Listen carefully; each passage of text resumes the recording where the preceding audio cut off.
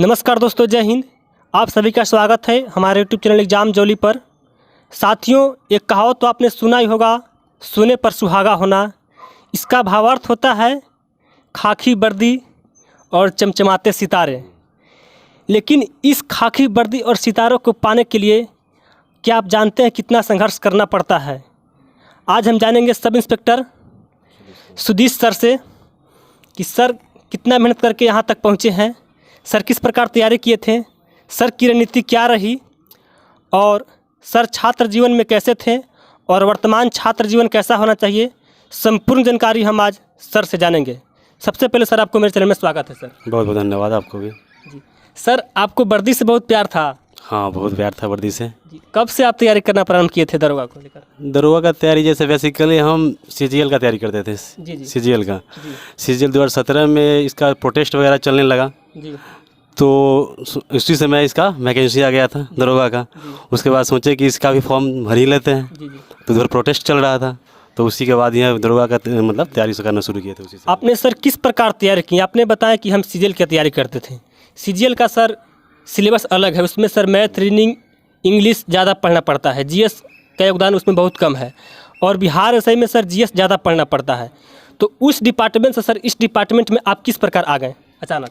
देखिए, इसमें बिहार दरोगा में तैयारी के लिए सबसे अच्छा यहाँ आपको होना चाहिए कि आपका जीएस मजबूत होना चाहिए, क्योंकि पूरा सिलेबस जीएस पे ही टिका हुआ है। और उधर है कि मैथ, रीजनिंग और इंग्लिश इंपॉर्टेंट होता है उधर। जीएस उमा मायने नहीं रखता है वहाँ, थोड़ा बहुत 10-15 भी सही कर लेते हैं तो आपका उधर क्लियर हो जाता है। बट इधर तो पूरा डिफरेंट ही था। तो इसके लिए मैंने जैसे उस समय मैंने पैरामाउंट ज्वाइन किया था, तो कुछ आइडिया लग गया था जीएस पढ़ने का। तो जीएस से पढ़ने लगे और उसके बाद जैसे आइडिया लगा, उसके बाद स्टैंडर्ड बुक्स भी पता चल गया। और उसके लिए देखिए, इसके तैयारी के लिए पीटी के लिए, इसमें दरोगा के लिए पीटी इंपॉर्टेंट होता है। और पीटी का सिलेबस ही वास्ट लगता है सबको, क्योंकि इसमें करंट अफेयर्स बहुत मायने रखता है। 20 से 25 क्वेश्चन करंट के आते हैं। ये सब सर चर्चा करेंगे करंट अफेयर सिलेबस पर। सर आप बताइए, आपका एजुकेशनल बैकग्राउंड सर क्या रहा? मेरा एजुकेशनल बैकग्राउंड, मैं गांव के ही मतलब छात्र रहा हूं और मेरे गांव के ही स्कूल से स्कूलिंग हुई है। और राजकीयकृत हाई स्कूल छाजन मोहिनी से मैंने 10th किया था 2011 में, और 2013 में मैंने आरडीएस कॉलेज से आईएससी से मैं इंटर किया, और वहीं से मैथ से मेरा ऑनर्स है। जी, मैथ ऑनर्स आपका था जी। और आपने ग्रेजुएशन सब कब किए? ग्रेजुएशन 2017 में। 17 में। और 17 में किए, तो सर इसके बाद सर 2017 के अंत में सर वैकेंसी आई थी 17 बैच के, तो सर आप उस फॉर्म को अप्लाई किए थे? नहीं, उसमें हम एलिजिबल नहीं थे और रिजल्ट भी नहीं आया था। एलिजिबल नहीं थे सर? हाँ, रिजल्ट के नहीं आने के कारण एलिजिबल नहीं थे उस समय। रिजल्ट मेरा फाइनल नहीं हुआ था। आपको बता दे रहे साथियों कि सुधीश सर 2446 बैच के सब इंस्पेक्टर हैं। तो सर ये आपका फर्स्ट अटेम्प्ट रहा होगा? हाँ, मेरा फर्स्ट अटेम्प्ट था 2446 और फर्स्ट में ही फाइनल। जी, एक बार सर आप पीटी का सर सिलेबस बता दीजिए। सर क्या क्या सिलेबस में पूछता है पीटी एग्जाम में, आप कैसे पीटी को कवर किए थे? देखिए, किसी भी एग्ज़ाम्स को क्रैक करने के लिए उसके एग्ज़ाम से क्या क्राइटेरिया है, क्या वो आपसे जानना चाह रहा है, इसका पता करना चाहिए। इसके लिए सबसे इम्पोर्टेंट है आप प्रीवियस ईयर क्वेश्चन देखिए। तो मैंने वही किया, प्रीवियस ईयर क्वेश्चन देखा। इसका मतलब कि ये है आपको जीएस पे कमांड होना चाहिए, जीएस होना चाहिए। जीएस में आपको करंट अफेयर्स भी है, और कुछ ट्रेंड चल रहा था कि कुछ मैथ्स भी और रीजनिंग भी, मैथ्स पूछा जाता था, एक दो चार पूछा था। और बेसिकली जैसे जीएस ही पूछा जा रहा है, तो जीएस में आप हिस्ट्री अगर उठाते हैं तो मॉडर्न हिस्ट्री से ज़्यादा क्वेश्चंस आते हैं। Modern history sir? हाँ, मॉडर्न हिस्ट्री से। अब मॉडर्न हिस्ट्री को मतलब अच्छे से करना है। और ये एंशिएंट में जाते हैं तो एंशिएंट में ज़्यादा आपको स्रोत से एक आध क्वेश्चन आते हैं। और आगे जाते हैं तो चोल वगैरह, चोल शासन से है, इससे क्वेश्चन आते हैं। तो आपको ये जानना है कि क्या पढ़ना है हमको। पढ़ने के लिए बहुत है, क्या पढ़ना है ये पता होना चाहिए पहले किसी भी एग्जाम को। बस यही सर तरीका, जिनको पता चल गया वही सर तरीका आप बताइए, आप क्या तरीका अपनाए थे? क्योंकि सिलेबस सर दरोगा का सर बहुत बड़ा है, आप तरीका कैसे जाने क्या पढ़ना है क्या छोड़ना है ये बताइए। बस वही प्रीवियस ईयर क्वेश्चन देखें, प्रीवियस ईयर क्वेश्चन देखिएगा, खुद ब खुद पता चलेगा कि हाँ क्या ये पूछना चाह रहा है हमसे, और उसी के अनुसार आप रणनीति बनाइए और कहाँ से क्वेश्चन अराइज हो रहा है। क्योंकि जीएस का सिलेबस बहुत बड़ा वास्ट है। जीएस यूपीएससी में भी है, यूपीएससी में जीएस ही है, तो वहाँ से क्वेश्चन उतना पढ़ना नहीं है, क्या हमसे पूछा जा रहा है, बस इसको मतलब देखिए प्रीवियस ईयर क्वेश्चन से और उसके अनुसार तैयारी करिए। प्रीवियस ईयर क्वेश्चन का सर बिहार से में सर कितना योगदान है? प्रीवियस क्वेश्चन का योगदान बहुत ही मतलब ज़्यादा रहता है, और उसको और बीपीएससी का क्वेश्चन उठाइएगा तो उससे आपको 60% क्वेश्चन आपको मिल ही जाएंगे। बीपीएससी से सर? हाँ, मिल जाएंगे क्वेश्चन, 60% क्वेश्चन आपको अवश्य मिल जाएंगे।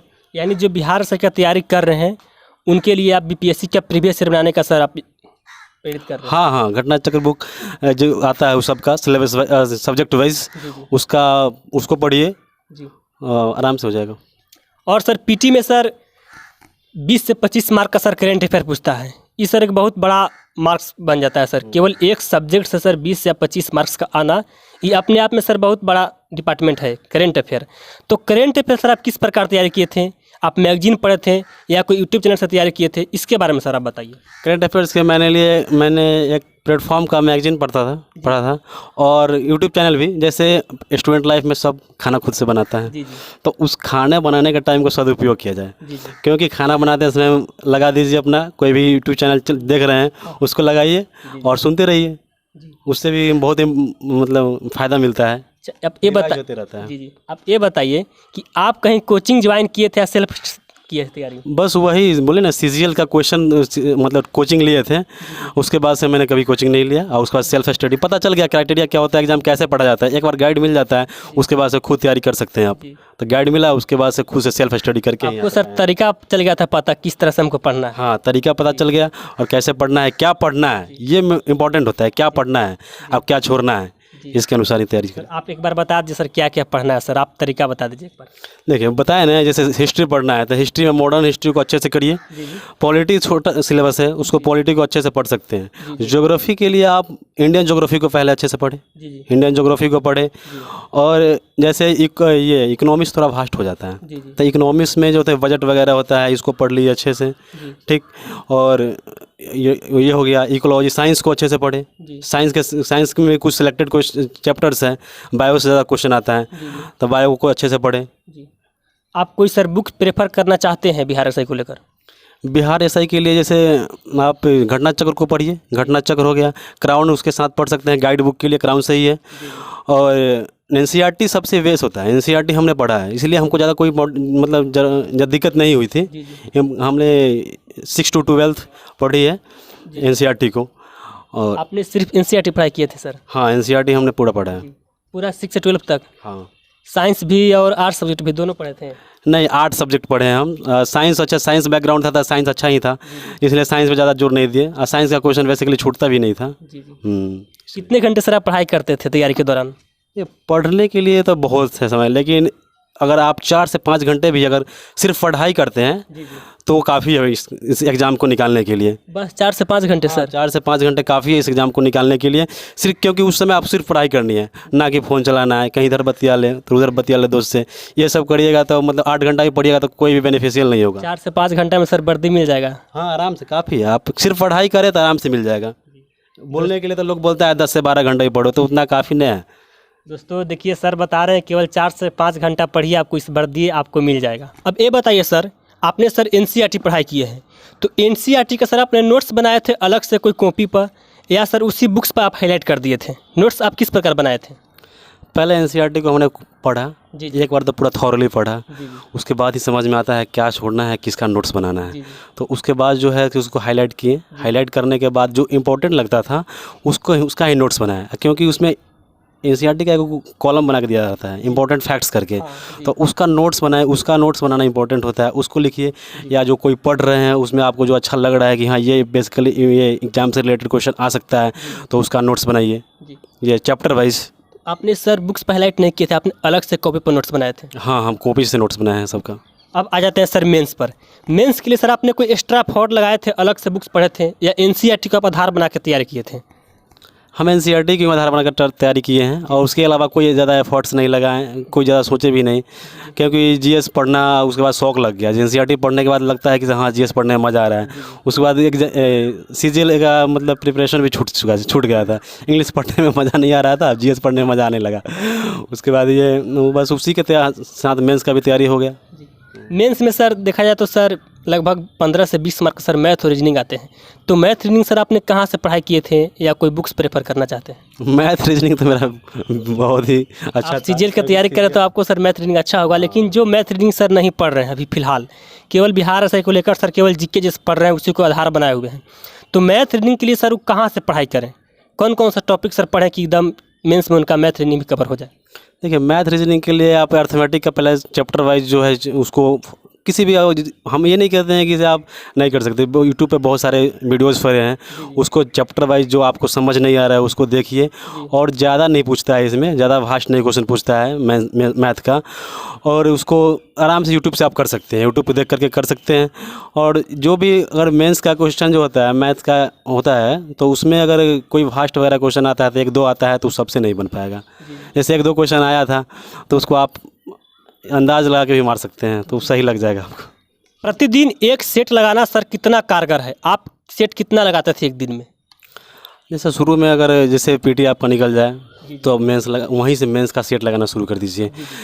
अगर अब समय जो अभी कुछ नहीं पढ़े या कुछ बचा हुआ है, आपको लग रहा है कि हाँ हमारा ये टॉपिक वीक है, इसमें हमारा, क्योंकि आपको ये पता चलेगा कहाँ से कब कौन सा सब्जेक्ट हमको कौन सा टॉपिक वीक है, जब सेट लगाइए तभी पता चलेगा। तो सेट लगाने के बाद ही आपको पता चलेगा। तो पहले शुरू में एक से एक सेट लगाते थे, जैसे ही सब मैं नज़दीक आते गया 2 कर दिए, 3 भी बनाए हैं लास्ट में हम सेट। उसके बाद लास्ट में सेट प्रैक्टिस ही करते थे और उसका एनालिसिस ही बस। जिन छात्रों को सर अभी अगर सेट प्रैक्टिस कर रहे हैं उनको सर कम मार्क्स आ रहे हैं, वो डिमोटिवेट हो जाते हैं कि अब हमसे दरोगा नहीं बन पाएंगे, अब हम दरोगा की तैयारी करने लायक नहीं है, उनके लिए सर आप क्या सजेस्ट करना चाहते हैं, क्या सजेशन देना चाह रहे हैं आप? ऐसा कुछ नहीं है, आप सेट बनाइए और आप ये एनालिसिस कीजिए कि आपका कहाँ कमज़ोर है, कौन सा वीक सेक्शंस है, और उसको इम्प्रूव करिए। और इम्प्रूव करिएगा जो उसका ज़रूर अच्छा परिणाम निकलेगा और आप सफल ही होंगे। अभी सर जो नए छात्र तैयारी कर रहे हैं, कहा जा रहा है सर कि नेक्स्ट मंथ में या अगले मंथ में वैकेंसी आएगा जुलाई अगस्त में, उनके लिए सर आज से रणनीति सर किस प्रकार करना चाहिए कि दरोगा बन जाए? उनका अगर देख लीजिए पहले ये तो सबसे पहले इम्पोर्टेंट होता है कि आपका तैयारी कहाँ तक है, तैयारी किस लेवल तक है। और आप अगर नए स्टूडेंट्स हैं तो पहले आप सिलेबस देखिए, सिलेबस के अनुसार अपना तैयारी शुरू करिए। और तैयारी मतलब कि उसके लिए आपको पहले प्रीवियस क्वेश्चन देखना होगा, सिलेबस देखना होगा, और सारे जो क्राइटेरिया मतलब उसका है एग्ज़ाम्स का, उसको फुलफ़िल करिए और तैयारी करिए। और निश्चित ही आपका एक आने वाले अगस्त या सितंबर में ही 1288 सुने हैं कि वैकेंसी आने वाली है, और उसमें आपका सीट पक्का ज़रूर होगा। जी, अब आ जाते हैं सर फिजिकल पर। आप फिजिकल सर किस प्रकार तैयारी किए थे? आपने पीटी की तैयारी के दौरान ही फिजिकल करते थे या पीटी और मेंस आपका दोनों निकल गया इसके बाद आप मैदान में गए थे? हम मेंस के बाद फिजिकल का तैयारी किए हैं, क्योंकि हम उससे पहले आर्मी का दौड़ चुके थे। हमको रनिंग में कोई प्रॉब्लम नहीं था, रनिंग हम 5-5 में भी किए थे, बट यहाँ 6 मिनट में हम दौड़े थे इसका। तो हम मेंस के बाद फिजिकल का तैयारी किए थे। फिजिकल सर बता दीजिए सर किस प्रकार होता है बिहार एसआई में? फिजिकल आपको 1600 मीटर का रनिंग होगा 6.5 मिनट में। उसके बाद आपको शॉर्ट पुट फेंकवाया जाएगा 20 फीट का, और उसके बाद आपका लॉन्ग जंप होता है जी, और हाई जंप होता है। हाई जंप आपका 4 फीट होता है दरोगा के लिए और 4.5 फीट सर्जेंट के लिए होता है। अब सर तैयारी से थोड़ा हट के सर सवाल लेते हैं आपसे। आप जब ट्रेनिंग सेंटर राजगीर बीपीए में गए, वहाँ आप सर किस प्रकार रहे? आप अपना कुछ वहाँ के जीवन शैली बताइए, आप कैसे वहाँ रहते थे, क्या करते थे? देखिए, किसी भी मतलब फोर्स वगैरह में जाते हैं तो उसका ट्रेनिंग पीरियड जो होता है ना, वो सबसे गोल्डन पीरियड होता है, आपको ज़िंदगी भर याद रहेगा। क्योंकि वहाँ जाइएगा तो आपको फर्स्ट 1-2 महीने लगेगा कि कहाँ आ गए यार, कितना टॉर्चर कर रहा है, खाने का समय नहीं मिलता है, वहाँ बहुत बिजी लाइफ हो जाता है। उसके बाद जैसे जैसे समय बढ़ते जाएगा आप उसमें ढल जाइएगा और कुछ नहीं लगेगा, मतलब एकदम नॉर्मल सा हो जाएगा। और वहाँ का जैसे वातावरण वगैरह है, सब अपने में बिजी वगैरह है, कंपनियाँ बढ़ जाती है, सब एक दूसरे से मिल जाते हैं, और इतना बिजी रहता है ना कि आप किसी से मिलने का मतलब समय नहीं मिलेगा आपको कि एक दूसरे से बात कर पाएँ। लेकिन बट जितना समय मिलता है उसको मतलब अच्छा लगता है एक दूसरे से बात करने के बाद। जब वही निकलने का समय आता है तो लगता है कि कुछ दिन और रह जाते हैं कि दोस्तों के साथ मिल पाते हैं।